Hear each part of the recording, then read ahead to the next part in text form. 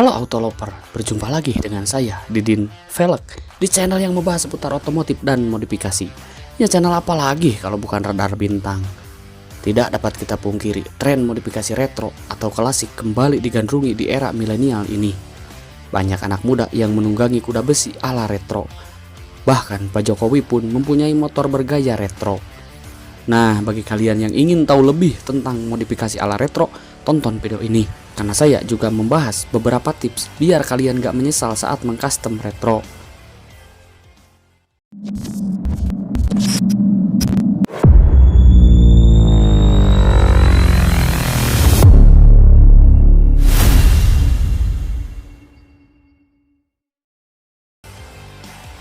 Ya, modifikasi selain sebagai hobi juga ajang menunjukkan jati diri yang ditumpahkan di kendaraan dengan ide dan style yang digemari, ya termasuk gaya retro itu sendiri. Modifikasi memang suatu hal yang menyenangkan dan dapat memberikan kepuasan tersendiri bagi pemilik kendaraan maupun modifikatornya. Memang tak ada salahnya jika sang pemilik memodifikasi kendaraannya, karena modifikasi dilakukan agar kendaraan sesuai dengan apa yang si pemilik inginkan. Sejatinya tak ada batasan ide saat memodifikasi, tapi harus diingat modifikasi seedan apapun harus tetap sesuai peraturan dan tetap mengutamakan keselamatan. Seperti yang akan kita bahas sekarang, yaitu modifikasi atau custom retro style. Di sisi lain, tren motor retro juga belakangan mulai dilirik lagi. Bukan hanya dari sisi penghobi, melainkan produsen motor juga meluncurkan motor besutan baru dengan tampilan retro yang dibalut dengan teknologi terkini untuk menapaki aspal tanah air. Misalnya Kawasaki yang telah mengeluarkan seri W175 yang bergaya retro dan klasik, dan masih banyak yang lainnya. Namun bagi yang tidak mau membeli versi baru atau kurang selaras dengan apa yang diinginkan, mereka memilih untuk mengcustom motor sendiri. Karena dengan mengcustom sendiri membuat penghobi merasa lebih puas, sebab mereka bisa menciptakan bentuk motor sehingga spesifikasi sesuai keinginannya. Seringkali keinginan-keinginan para penghobi itu tidak terwadahi hanya dengan mengandalkan motor keluaran terbaru produksi pabrik-pabrik besar. Dan motor custom juga belakangan mulai diterima dengan baik oleh publik. Artinya tidak ada lagi stigma tertentu yang melekat ketika orang menggunakan motor custom, sehingga penghobi juga bisa leluasa memamerkan motor modifikasi mereka setiap akhir pekan. Banyak orang yang menyebut itu sebagai Sunmori atau Sunday Morning Ride.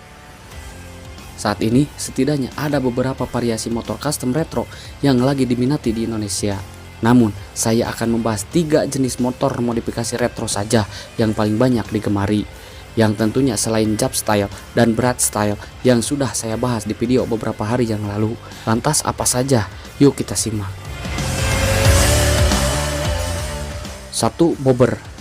Bobber merupakan gaya motor custom yang sempat populer di Amerika era 1920-an. Model ini pada awalnya banyak diterapkan ke jenis motor moge Harley Davidson. Jenis modifikasi ini memiliki ciri khas berupa jok yang tingginya mendekati ban belakang. Motor jenis bobber juga memiliki ukuran velg dan ban yang besar. Selain itu, posisi kaki juga dibuat mengarah ke depan. Selain membuat nyaman, pengendara motor ini juga merasakan sensasi mengendarai motor gede ala Harley Davidson. Kedua, chopper. Model chopper juga sedang digandrungi banyak penghobi motor saat ini. Model ini memiliki ciri khas setang yang tinggi dan menjulur ke depan. Model seperti ini membuat kesan gagah, tetapi juga terbilang cukup ekstrim. Model ini juga memiliki jok yang rendah dan hanya single seat. Jadi motor ini hanya bisa ditunggangi untuk satu orang saja. Bahkan saking trennya, Bapak Presiden Joko Widodo juga beberapa kali terlihat memamerkan motor custom jenis chopper ke publik. 3. Cafe Racer. Cafe Racer termasuk jenis modifikasi yang sangat tua. Motor ini pertama kali muncul pada era Perang Dunia Pertama. Namun gayanya yang khas membuat model ini masih diminati hingga sekarang. Ciri khas model ini adalah setang jepit, single seat, dan bentuk lampu depan yang bulat. Dengan penggunaan setang jepit, pengendara pun harus mengendarai motor ini dengan posisi lebih menunduk. Hingga sensasinya ini mirip seperti seorang pembalap yang sedang berlaga di lintasan.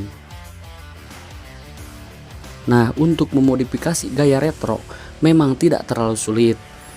Hanya saja ada beberapa hal yang harus diperhatikan sebelum kalian melakukan modifikasi bergaya retro pada kuda besi kesayangan kalian. Dan agar tidak menyesal bagi yang tengah mempertimbangkan untuk memodifikasi sepeda motornya, ada baiknya memahami sejumlah hal. Tujuannya jelas agar hasilnya akan lebih maksimal dan tidak membuat kecewa.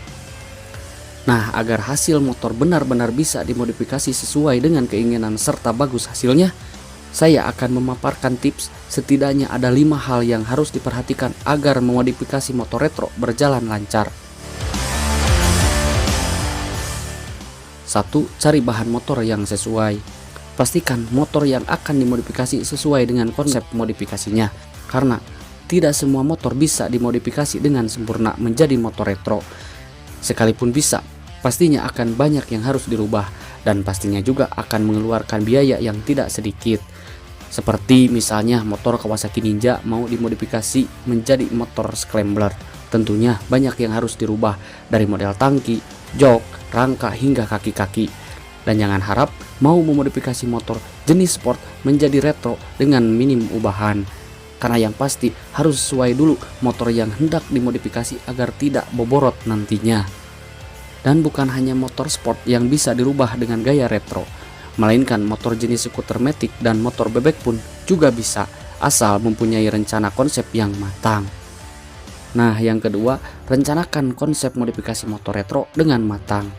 Sebelum memodifikasi motor kesayangan, ada baiknya kalian buat perencanaan konsep terlebih dahulu. Cari dulu literasi konsep modifikasi motor retro yang sesuai dengan motor kalian. Ada berbagai konsep motor retro, sebut saja scrambler, cafe racer, bobber, tracker, dan lain-lain. Maka dari itu ketahui dulu baik-baik konsep apa yang akan diterapkan. Dalam hal ini saya menyarankan sebaiknya sebelum melakukan modifikasi ada baiknya melakukan konsultasi dulu dengan sang modifikator agar bisa saling bertukar ide dan juga modifikator bisa memahami gaya yang kalian inginkan. 3. Pastikan budget sudah siap. Ya, ini adalah faktor yang sangat penting bagi kelangsungan modifikasi. Mengapa saya bilang begitu? Karena tidak sedikit konsumen yang memodifikasi harus menunda pekerjaan modifikasinya akibat kekurangan dana.